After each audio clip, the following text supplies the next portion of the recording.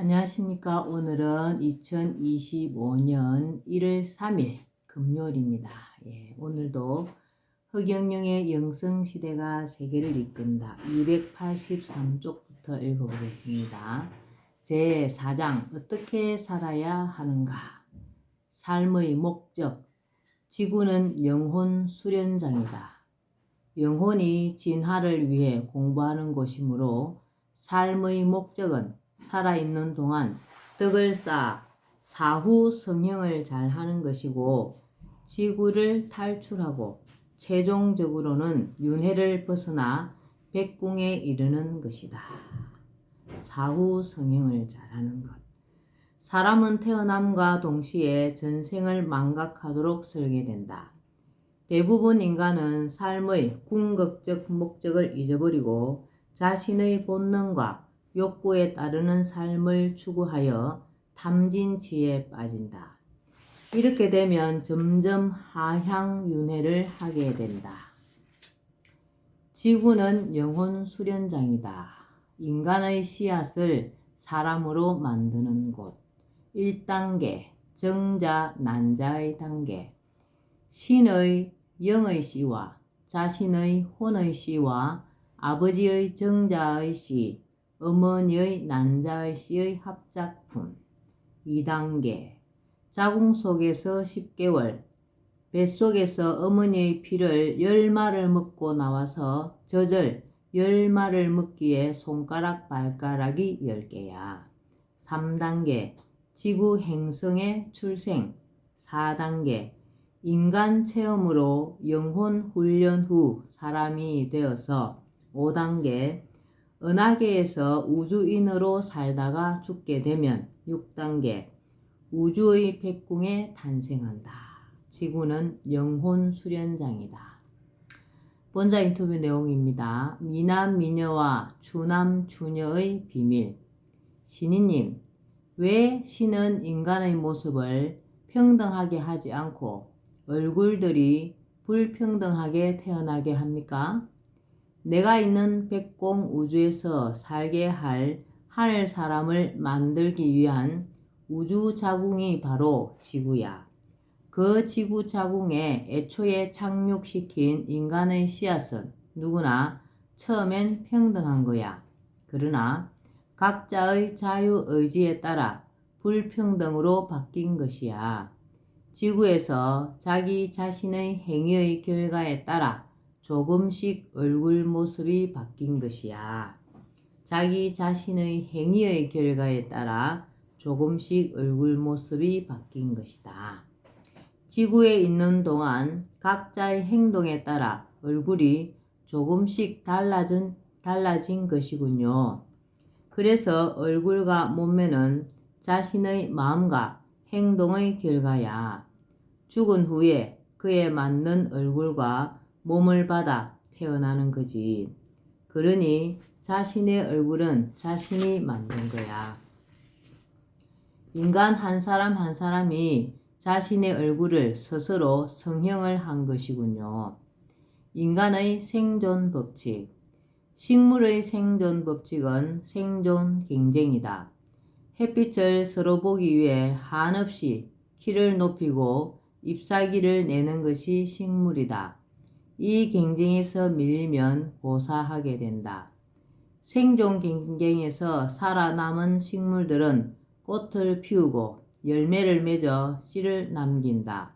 혹은 울창한 숲을 이룬다. 모든 식물들이 생존 경쟁을 하지 않고 다 자란다면 그 어떤 식물도 제대로 자랄 수 없다. 동물 세계는 약육강식이 생존 법칙이다. 약한 자가 강한 자의 먹이가 되는 구조이고 생태계를 유지하기 위해 주어진 법칙이다. 그러나 영혼 훈련을 할 목적으로 지구에 온 인간에게는 공존공영이라는 생존 법칙이 주어져 있다. 공존공영은 본능에 역행하는 생존 법칙이기에 스스로 수련과 공부를 하지 않으면 망각하기 쉽고 알고 있어도 행하기가 쉽지 않다. 나보다 남을 먼저 생각하고 남을 이롭게 하려는 이타심을 가지려 애쓰고 이타적인 삶을 살려고 애써야 한다. 서로 이타행을 하다 보면 공존공영과 상생의 사회가 된다. 서로 이타행을 하다 보면 공존공영과 상생의 사회가 된다. 인간의 생존 법칙은 공존공영이야. 신이님, 인간의 생존 법칙인 공존공영은 왜 해야 하나요?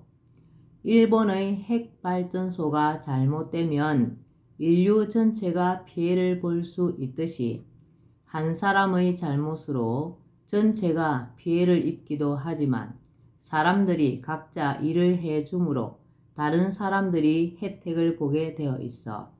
농부가 농사를 짓고 공장에서 물건을 만들고 그것을 가게에서 파는 사람이 있으니까 먹고 입고 살아갈 수가 있어. 그러므로 인간들은 서로 감사하고 도우면서 살아야 해. 남보다 많이 가지려 욕심 부리지 말고 다른 사람들도 돌아보아야 해. 이것이 공존공영이야. 사실 공존공영은 인간의 이기적인 본능에 역행하는 것이지 남보다 잘 살고 남보다 더 높아지려고 하는 것이 인간이야.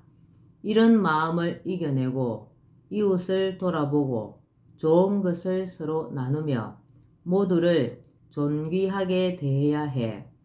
이렇게 해 나가는 것이 바로 영혼 훈련의 중요한 핵심이지. 영적 진화가 이렇게 해서 이루어지는 거야. 인간의 생존 방법대로 서로 돕고 함께 번영을 누리는 공존공영을 하는 사람은 결국 뒤떨어져서 낙오자가 되는 건 아닌가요? 절대로 그렇지 않아. 하늘은 한치도 오차가 없게 해두었어. 그래서 석가모니 부처가 천상천하 유아독존이라고 했는데 이 뜻도 인간들은 거꾸로 잘못 알고 있어. 이것의 정확한 뜻은 인간은 공존공영해야만 하는 78억 인구 전체가 둘이 아니라 한 사람이라는 뜻이야. 나와 남을 두 사람으로 보지 말고 인류가 공동체, 한 사람의 몸임을 알아야 한다는 높은 뜻이야. 78억 인구 전체가 둘이 아니라 한 사람이라는 뜻이야. 나와 남을 두 사람으로 보지 말고 인류가 공동체, 한 사람의 몸임을 알아야 한다는 높은 뜻이야. 신이님, 모든 인간을 가위바위보로 봐야 한다는 것이 무슨 뜻이에요?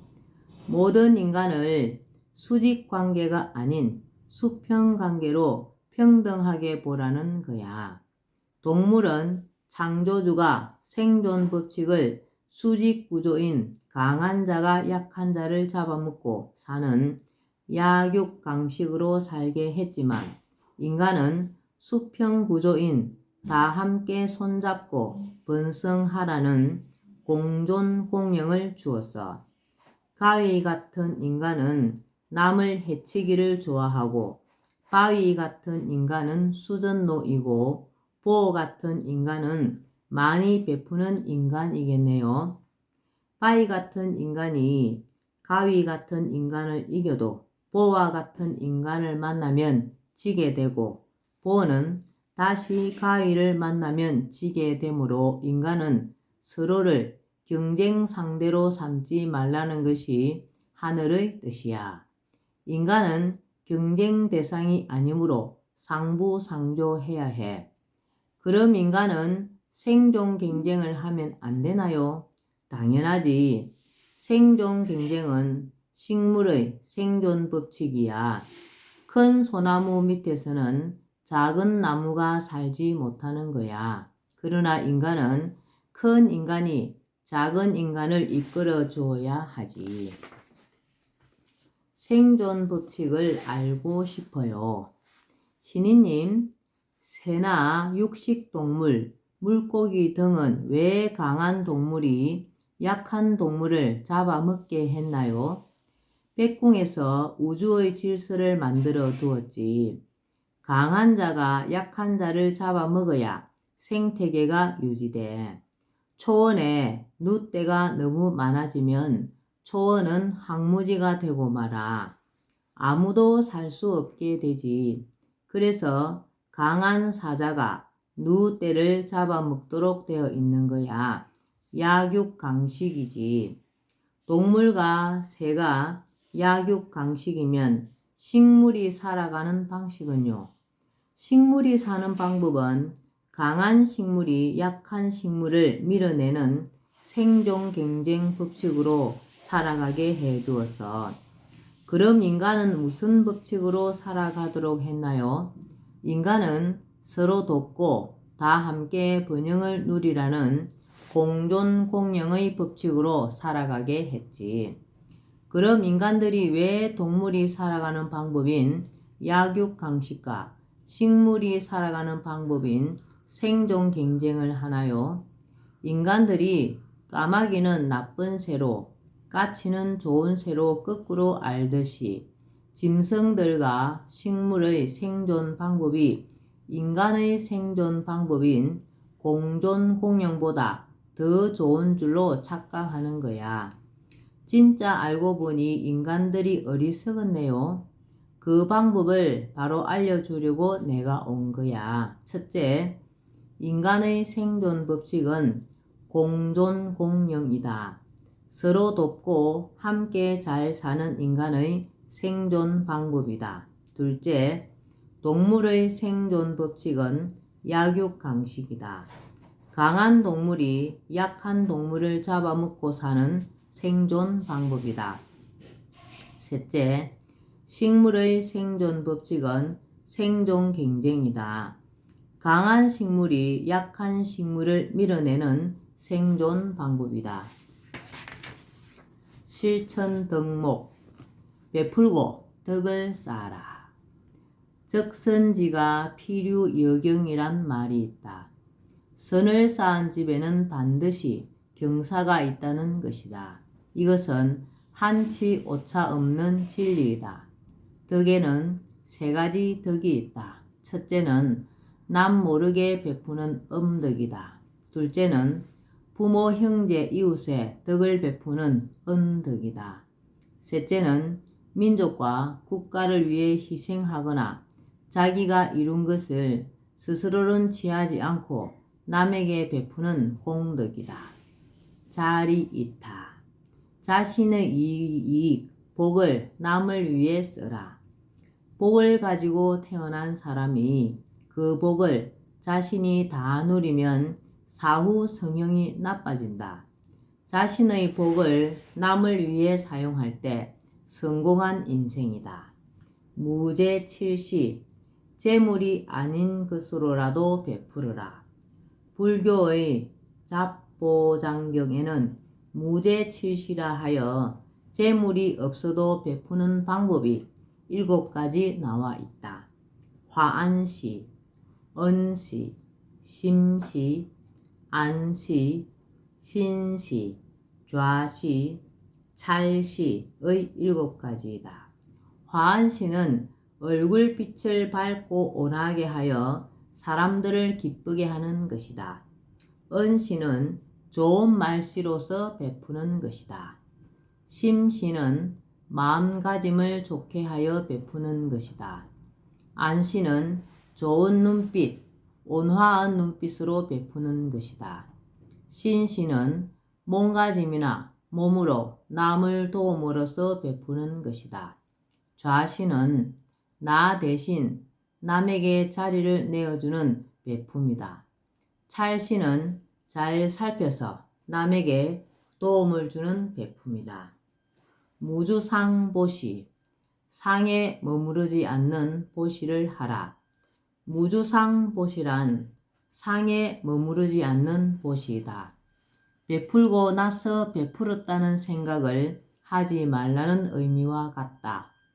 베풀었다, 주었다는 생각을 하고 있으면 보시한 것이 의미가 없다. 오른손이 한 일을 왼손이 모르게 하라는 것도 같은 맥락이다. 부모와 조상에게 효도하라. 부모에게 효도하는 것은 하늘에 효도하는 것이다. 부모를 거슬러 올라가면 최종적으로 창조주 하늘이 있다. 효행을 하지 않는다면 다른 좋은 일을 아무리 많이 해도 소용없다. 효의 구분. 생전지효. 부모님이 살아계실 때 행하는 효도이다. 물효, 심효, 대효가 있다. 물효는 부모에게 의식주를 제공하는 것을 말하고, 심효는 좋은 아내와 남편을 만나 손자를 보게 하는 등 부모의 마음을 즐겁게 해드리는 것이다. 대효는 출세하여 가문을 빛내고 다른 부모들까지도 잘 살게 해주는 것이다. 사후지효.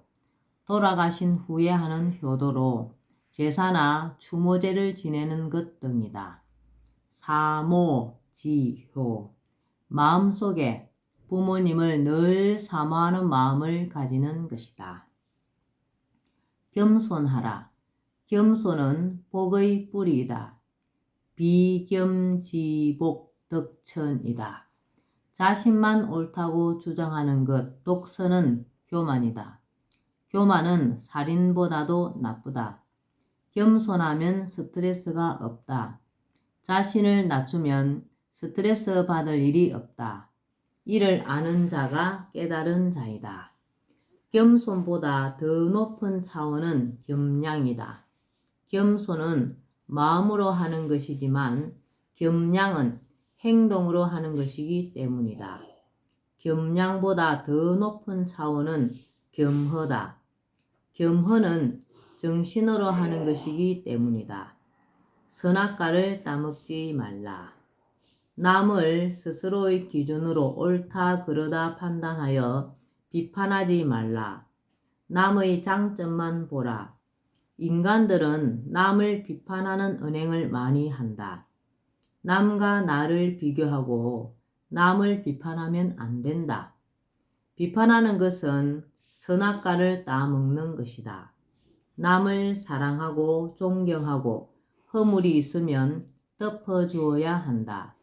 심판은 신의 영역이다. 구업을 짓지 마라. 불교 시박 중 구업에 관한 것이 4가지로 제일 많다. 망어, 기어, 양설, 악구가 모두 구업이다. 남을 험담하지 말고 좋은 말을 해야 한다. 탐진치에서 벗어나라.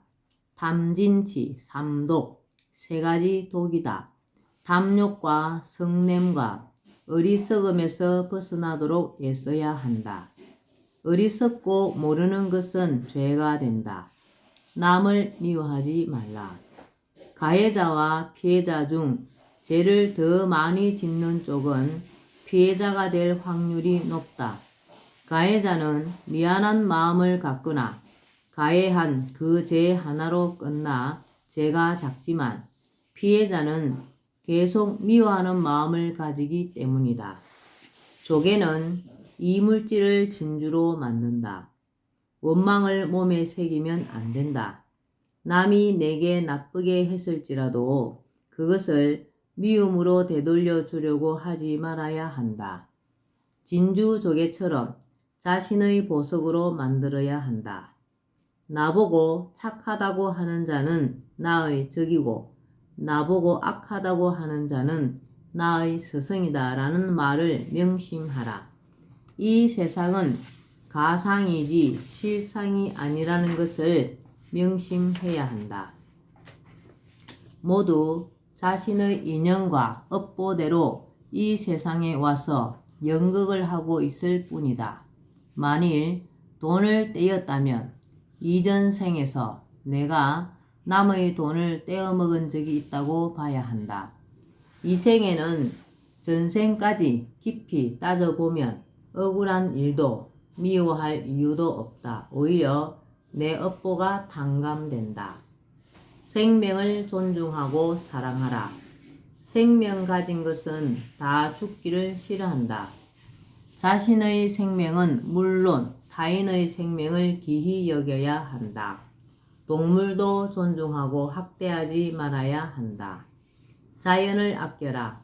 환경을 오염시키지 말라. 농약, 화학 비료, 화학 세제 남용, 산림 남벌, 공장 폐수 방류, 자동차 공회전, 가축 대량 사육 등등 환경 오염시키는 행위를 자제해야 한다.